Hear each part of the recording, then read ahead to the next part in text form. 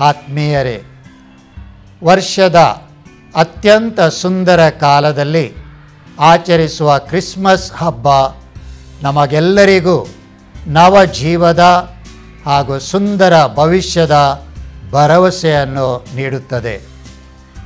ದೇವರು ಲೋಕವನ್ನು ಎಷ್ಟಾಗಿ ಪ್ರೀತಿಸಿದರೆಂದರೆ ತಮ್ಮ ಏಕೈಕ ಪುತ್ರನನ್ನೇ ಧಾರೆ ಎರೆದರು. ನಮಗೆ ನಿತ್ಯ ಜೀವವನ್ನು ನೀಡಲು, ನಮ್ಮನ್ನು ಪ್ರೀತಿಸಲು ಪ್ರಭು ಯೇಸು ದನದ ಕೊಟ್ಟಿಗೆಯಲ್ಲಿ ದಿವ್ಯ ಶಿಶುವಾಗಿ ಜನಿಸಿದರು.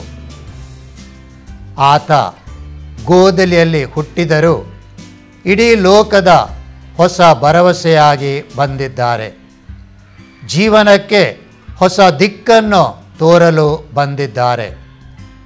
ದೇವಲೋಕದ ಅಪೂರ್ವ ಕೃಪಾ ವರಗಳ ಖಜಾನೆಯನ್ನು ನಮಗಾಗಿ ತಂದಿದ್ದಾರೆ.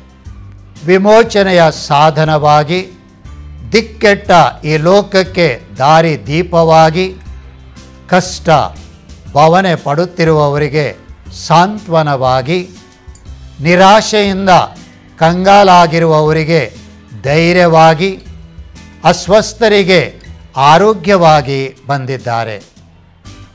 ಅವರು ಹುಟ್ಟಿದ ತಾಣ ಕೇವಲ ದನದ ಕೊಟ್ಟಿಗೆಯಲ್ಲ, ಅದು ನವಜೀವದ ಆಗರ, ಕೃಪಾ ವರಗಳ ಸೆಲೆ, ವಿಮೋಚನೆಯನ್ನು ಸಾರುವ ಗೋದಲಿ.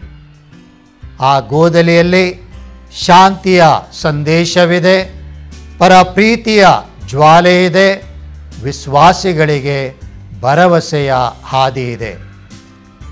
ದೇವನು ಮನುಜನಾದ ಸತ್ಯವನ್ನು ಸಂಭ್ರಮಿಸುವ ಈ ಮಹೋತ್ಸವವು ನಮಗಾಗಲಿ ಪ್ರೀತಿಯ, ಶಾಂತಿ, ಸಮಾಧಾನಗಳ, ಯೇಸುಬಾಲರ ಅನಂತ ಆಶೀರ್ವಾದಗಳಿಂದ ತುಂಬಿದ ಸಂಭ್ರಮ.